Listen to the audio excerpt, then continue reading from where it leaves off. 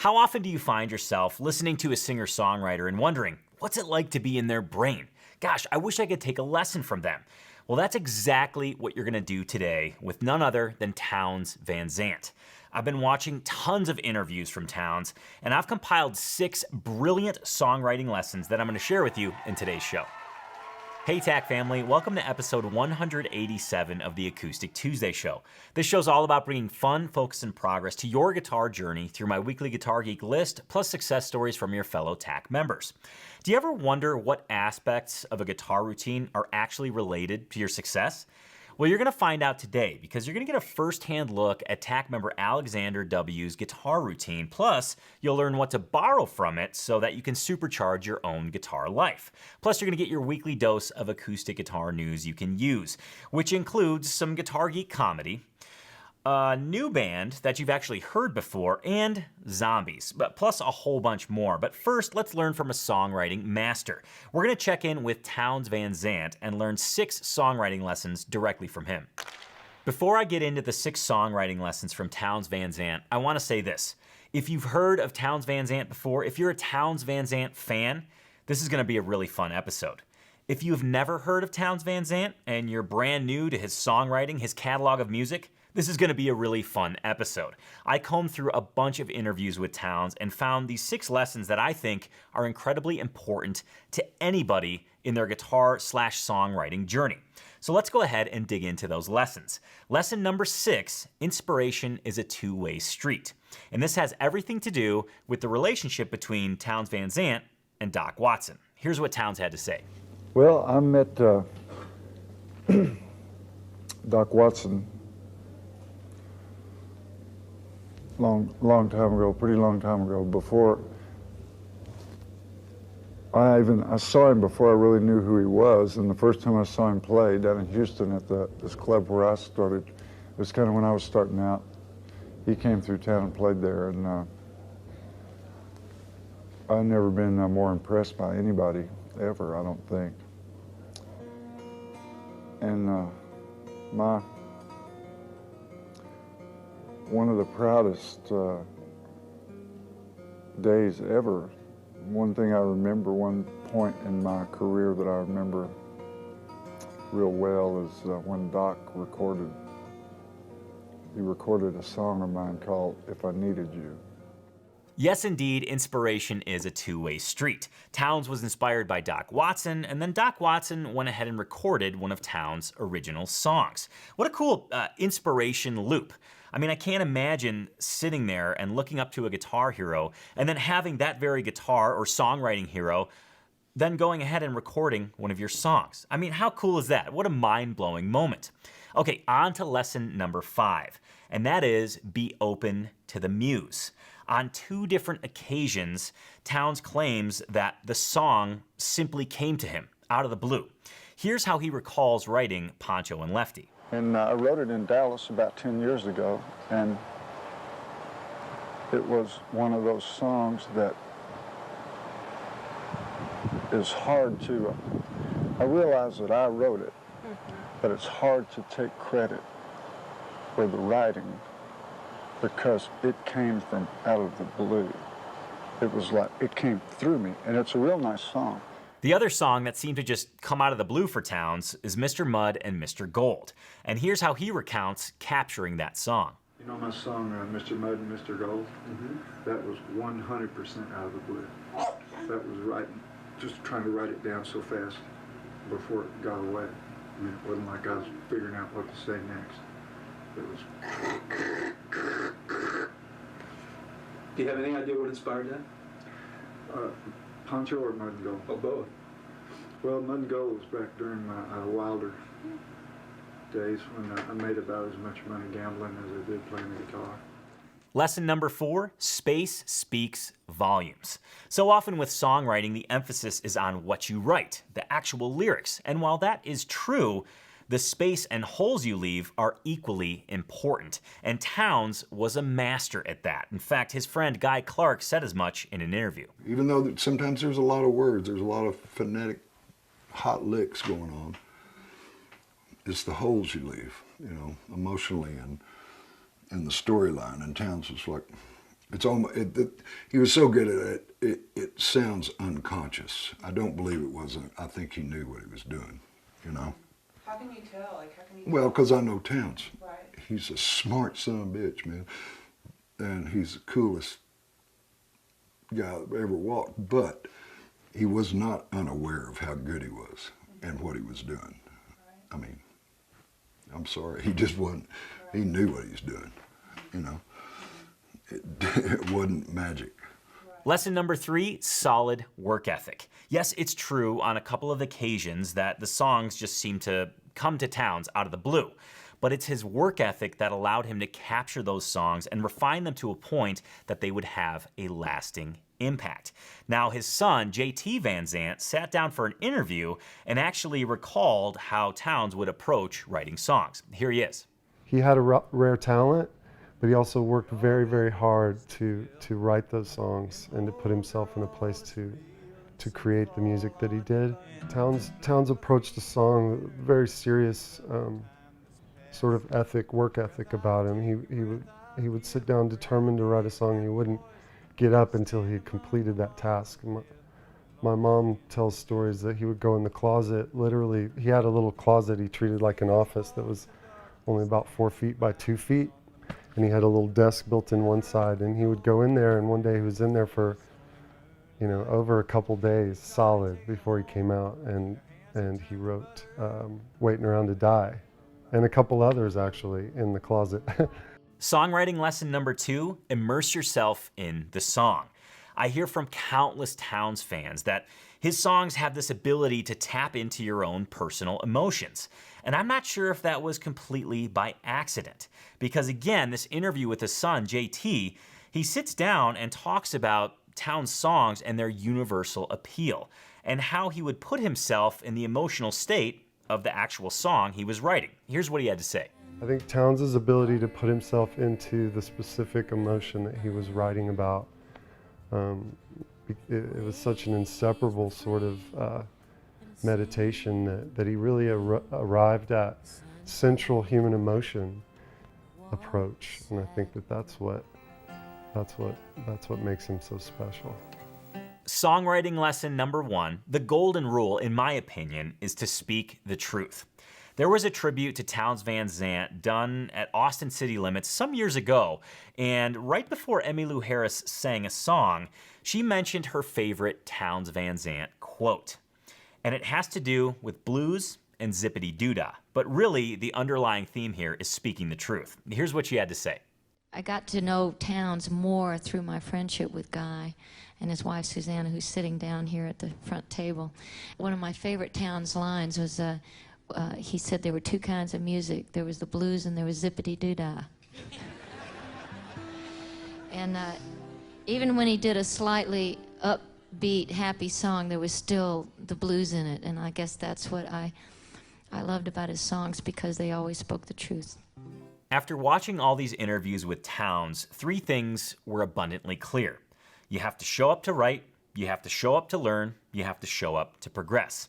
Bottom line, you have to show up. It's pretty clear that Townes had some sort of songwriting routine, and that would be my recommendation to anyone out there who's seeking to get started in songwriting or continue with songwriting. Make sure you have a routine that helps you regularly write songs. Just like we have a guitar routine that helps us regularly play. If you regularly play, if you enjoy playing, you will progress. If you regularly write songs and you enjoy songwriting, you will progress in the songwriting arena. Now, this also brings me to a question I have for you. For those of you familiar with Townes' body of work, in the comments below, since we're talking about songwriting, I want you to mention your absolute favorite Townes Van Zandt lyric. Okay, just go ahead and write it in the comments below. I'd love to see what lyric or set of lyrics resonates with you. Talking about guitar and songwriting routines, I want to actually take a first-hand look at a TAC member's guitar routine. Alexander W. from Buckner, Missouri is going to share his guitar routine with us. But first, I just realized that I have to share with you my favorite Townes Van Zandt lyric. And it is this. It's from the song If I Needed You. If you close your eyes, you'll miss sunrise, and that would break my heart in 2. I just think it is such an impactful lyric, and one that really kind of makes my hair stand on end whenever I hear it, whenever I say it, whenever I sing it. Okay, I just wanted to make sure I participated as well. Now on to Alexander W.'s guitar routine. Here's what he has to say about his guitar routine, and we're gonna get to 3 important pieces that I want you to take note of. Here we go. How many days per week do you play? My goal is to play every single day of the week. However, sometimes I only get in 5 days. What time of day do you play? I prefer to play early in the morning, just after breakfast and first thing after work in the evening. If I can practice early in the morning, then I know I've done my commitment for the day, and playing in the evening is an enjoyable way to relax and wind down at the end of the day. Where do you play? I play in my home office space. It's quiet and I won't bother anyone. Now here's the impactful question. Go ahead and take notes on this one. What was your guitar life like before having a guitar routine, and how has implementing a consistent guitar routine helped you? One of my greatest obstacles has been the tyranny of choice. There is so much I could, should, would like to work on that it always has been hard for me to choose something and stick to it. Now, though, I have learned to stop worrying about everything and just focus on something. TAC has taken away my need to choose something for each day. It's just there, and it has been structured to help work on different skills, something which I might not have committed to otherwise. I still practice things other than what I do on TAC, but TAC gives me the structure and guided instruction that I need.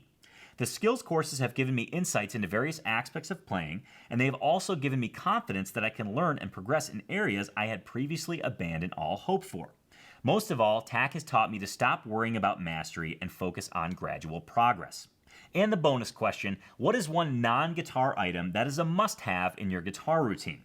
If it's early in the morning, then it's my cup of coffee, but not in the evening. I still do need to sleep.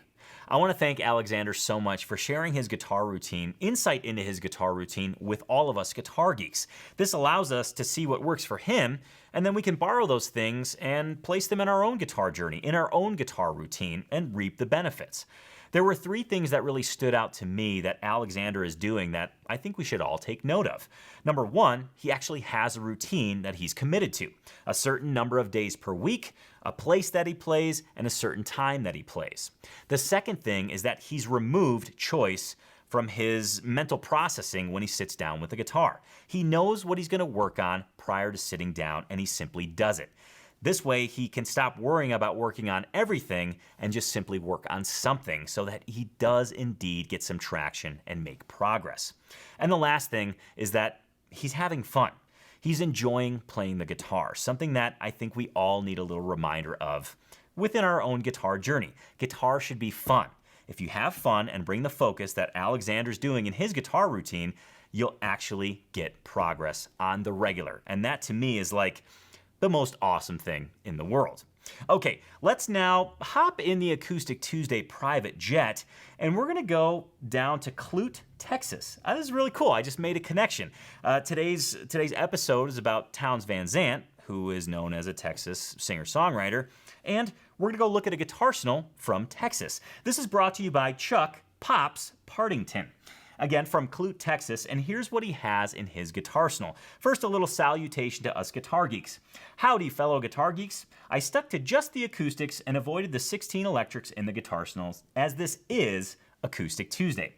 Here's what he has in his guitarsenal. Pictured as follows, starting with the upper deck, left to right. A 95 Washburn D25S, a 2011 Alvarez AD60K, a 1995 Yamaha F345Y, a 1976 Ventura V6, a Johnson Resonator, that's right in the center, a 2020 Yamaha LSTA, that's a trans acoustic, a 2013 Yamaha FX335C, a 2016 Fender CD60S, and a 1978 Ventura V17 12-string. Also, there's a Martin backpacker laying in the front of the Johnson Resonator. And now we're on to the lower level in chairs left to right. A 2012 Yamaha FG720S12, a Macala Ook, a 1998 Lone Star mandolin, a 1995 Gibson Epiphone PR775-12, and he's holding a 1995 Ovation Celebrity 12-string. To his right is a 1980 Hohner Contessa with a custom designed, painted, and poured pickguard by an artist friend in Wyoming. What an awesome guitarsenal. You got the outside picture. He's in Texas. Townes Van Zandt is from Texas. I mean, talk about the stars aligning for this episode. I don't do this consciously, it just happens, and to me that just makes it feel like there's guitar geek magic in the air. Speaking of guitar geek magic, I've got a little piece of odd trivia for you, and that is this. So I was watching all these Townes Van Zandt interviews, documentaries, etc. Oh, by the way, you got to check out two things. Heart-Worn Highways, great movie about kind of the Texas singer-songwriter scene. And then you got like a young Rodney Crowell, young Steve Earle, Townes Van Zandt, of course, is in it. And then you've got to check out the Townes Van Zandt documentary, Be Here to Love Me. But that brings me to the trivia. So I'm originally from Schaumburg, Illinois, which is a northwest suburb of Chicago. In watching a Townes Van Zandt documentary, he was born in Texas, I believe, but he bounced around quite a bit early in his life. And one of the towns that he lived in was Barrington, Illinois. This was way in his younger years, which is right next to Schaumburg, Illinois. Now check this out, it gets even weirder. I now live in Bozeman, Montana, and in his younger years, Townes spent some time in Billings, Montana. Talk about stars aligning. See what you did, Pops? See what you did? Your Guitarsenals from Clute, Texas, and it just sent me on this long, rambling, trivia-laden path that I hope you enjoyed as much as I did. But anyways, if you want to be like Chuck Pops Partington, and you want to get your Guitarsenal featured on the Acoustic Tuesday show, and maybe potentially have me go down a really oddball, rambling path, I want you to follow the 3 steps that are necessary to get your Guitarsenal featured. They are as follows. Step number 1, go to acoustictuesday.store and pick out your favorite Guitarsenal shirt. Step number 2, when that shirt arrives, take a picture with you in the shirt amongst all of your guitars in your Guitarsenal. And then step number 3, please visit acousticlife.tv, click on the submit link in the top menu, and you'll be able to upload your picture and give us the listing of all your guitars, just like Chuck Pops Partington did. Ah yes, it's time to step back in the time warp and visit Acoustic Tuesday episode 184, where I talked about instant vintage guitars, the key ingredients for an instant, modern-made, but vintage-sounding guitar. Vintage-sounding guitar. There were some great comments. In fact, the comments absolutely lit up on that episode. It's as if the comments were torrified. That's a Guitar Geek joke. Hopefully you caught that. A lot of opinions getting flown around there, and I wanted to feature a few because there's some interesting perspective on torrefaction and the whole distressing of these guitars. I'll get into those. Let me feature a few of these comments. The first one is quite simple, and it's very incredible. Impactful, if you will. In that episode, I brought up the term insta-vintage, to which Steven Sachs left the following comment. Insta-vintage? No. Little emoji guy saying no. Instage? Yeah, that'll work. And I agree, Steven, that's pretty darn funny and I think pretty clever. Instage.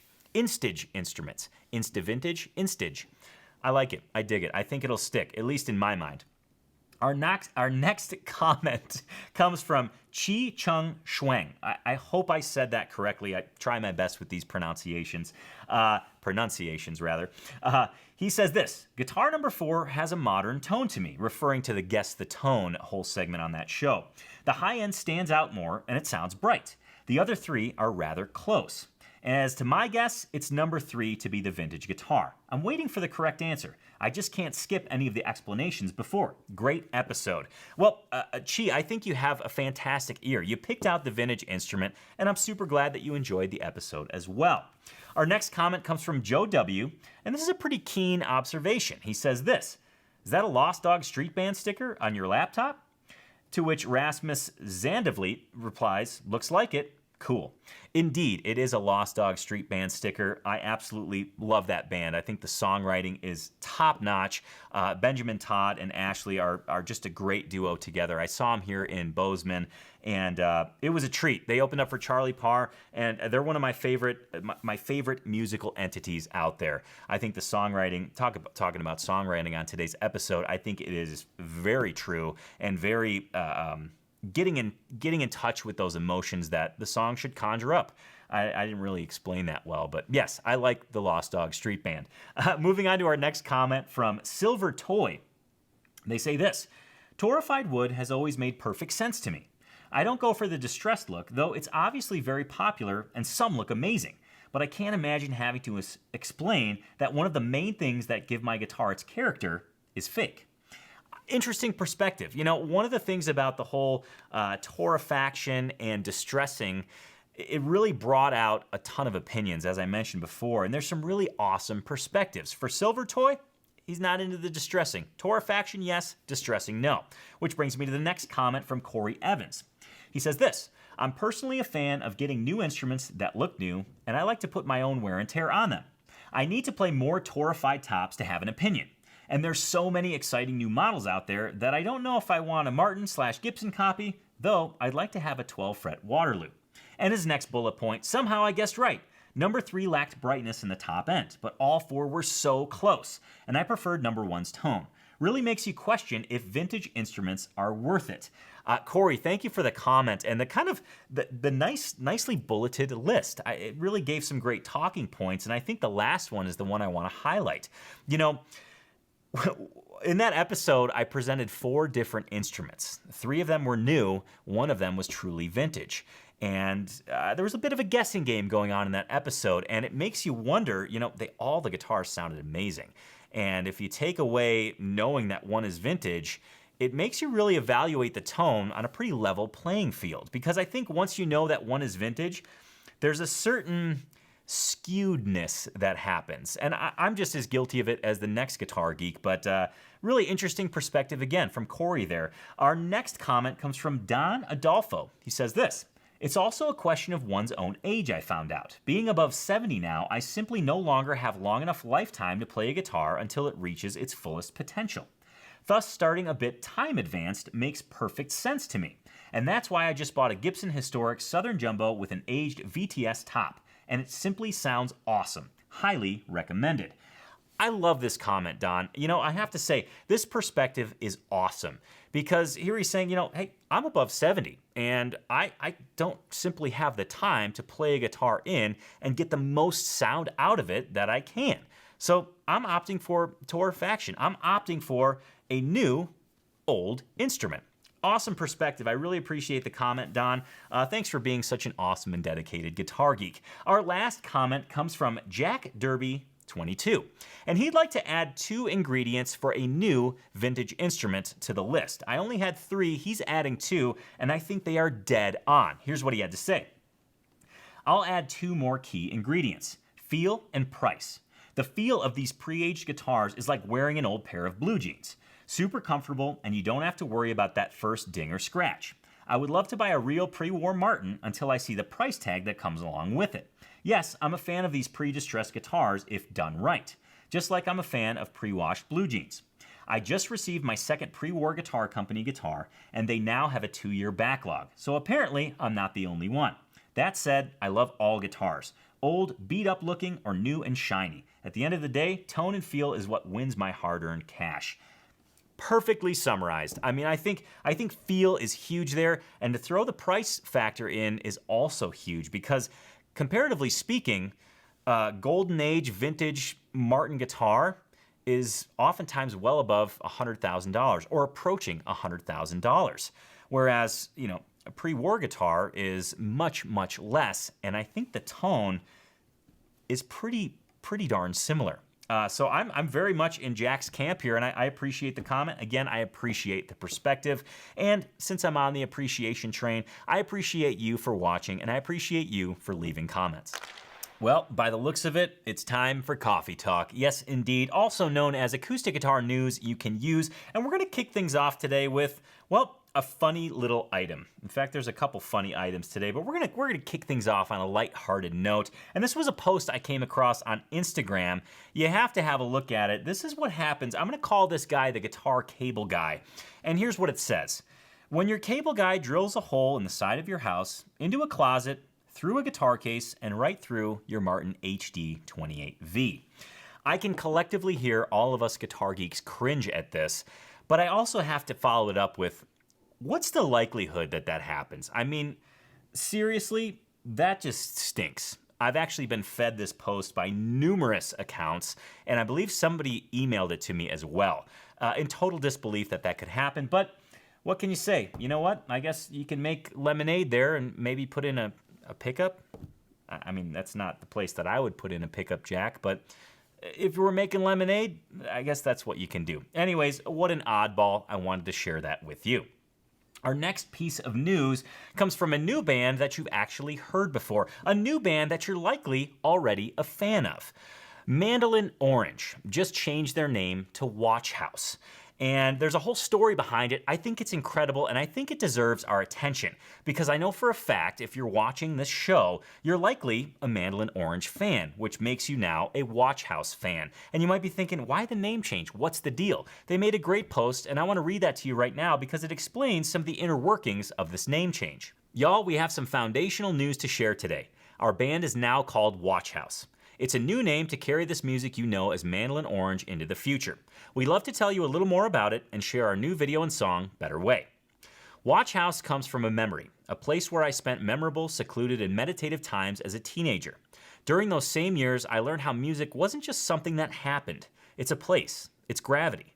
Strawberry Fields was the song that did it. It was an escape, and I began spending all my time there. I wrote song after song and found someone to share it with when I met Emily. This past year has been the first time we've stayed still since we were 21, and the pause gave us the opportunity to sit with ourselves and set intentions. We have long been burdened by the dichotomy between our band name and the music we strive to create. If you've heard the songs, you know they are personal. Now that we can see a future where music will be a shared experience again, we're defining the space we share with you on a stage or in your headphones and making it one that welcomes our creativity and anyone who wants to listen. We are lucky that Mandolin Orange means something to many people and have no intention of leaving behind our older material. It's as important to us as ever, and we can't wait to bring it back to your ears as Watch House, alongside a brand new album that we are particularly fond of, news soon. Thank you for hearing our music. We owe something to anyone still reading this, and we can't wait to continue this journey with you. You can listen to our new song, Better Way, and watch the visual realization of our dreams above. XOXO, Andrew and Emily, Watch House. I love this. I quite simply love this. The fact that they put so much thought into this name change and that it truly means something on a very deep personal level is awesome. And for them to share it with all their fans is even awesomer. Yes, I use the term awesomer because I like it. I like awesomer. I think it's more awesome than just awesome. It's awesomer. And speaking of awesomer things, now that we know the reasons behind that name change, let's actually take a listen to their new song, Better Way. Here it is.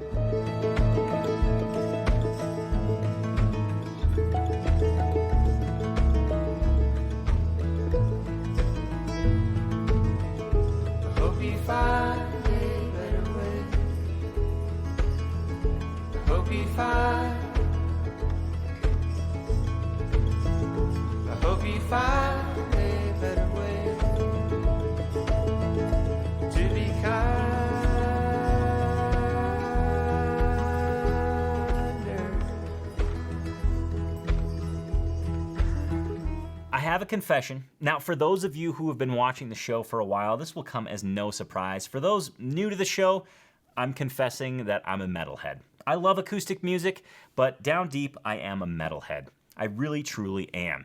And this next piece of news is something that I just simply had to share because, well, I'm a metalhead, I love guitars, and I love creative inlay. Now, this next post that I found from Mercier Guitars was right up my alley. Yes, it's zombie inlay. Wait, let me add to it, glow-in-the-dark zombie inlay. And I have to read just a little snippet of this post because, well, to me, it just defines how awesome it is. The White Zombie project continues to be one of my favorites. I cut almost all the inlays while on the road in Europe with Lamb of God on the Slayer tour. Great way to pass the downtime and teach some of my road homies about inlays.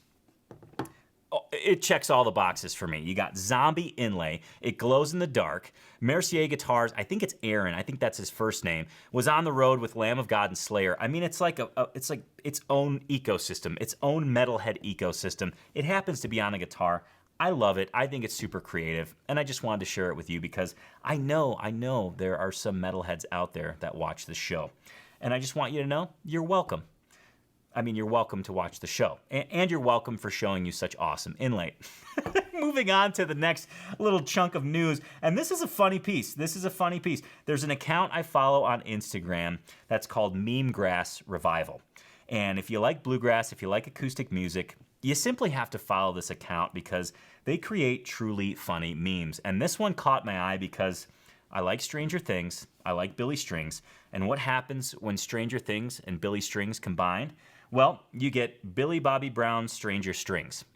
I thought this was funny. It's Billy Strings depicted as 11 from Stranger Strings. It's just funny. That's all I gotta say. It's just funny. It's lighthearted. I wanted to share it with you. Our final piece of news comes from Carter Vintage Guitars. I am on Carter Vintage Guitars email list, and every week they send me a list of what's new.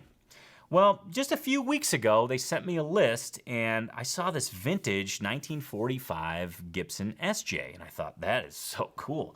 So I opened it up. It happened to be Gillian Welch's 1945 Gibson SJ. And I believe the guitar has since sold because I went on the website and I just couldn't find it. I spoke very proper there. I went on the website.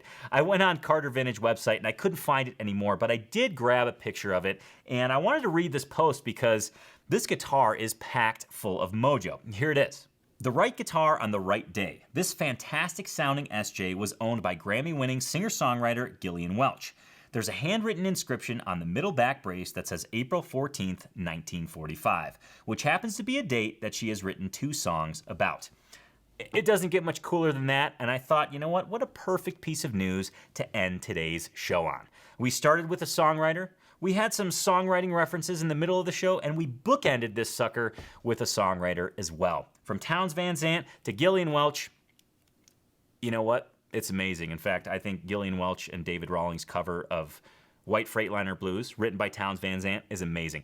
The stars keep aligning, and if I keep going today, I might enter into another dimension. So I think on this note, it's a great time to end the Acoustic Tuesday show. I want to thank you so much for watching today. I just lost my voice. Hold on, let me get some more coffee. That'll sure help me speak a little bit clearer. I want to thank you for watching today, and let's take a sneak peek into next week. What are we talking about on next week's Acoustic Tuesday show? Well, next week, we're going to look at luthiers that make better Martin guitars than Martin guitars. Maybe it's the most controversial episode I'll ever do. I don't know. But I want you to tune in. Remember, you can catch Acoustic Tuesday every single Tuesday at 10 a.m. here on YouTube. Again, thank you so much for joining me today. Thank you for being a guitar geek, and thanks for just sharing your time with me. Remember, your guitar progress, your guitar success is directly related to your guitar routine, as we found out from TAC member Alexander today. So please invest the time in your guitar routine and reap the benefits of having fun every single day that you play. Remember, fun and focus equals progress. Thank you again for joining me. Thank you again for joining me today. And I salute you, guitar geeks. Cheers, and I'll see you next Tuesday on the Acoustic Tuesday show. Take care.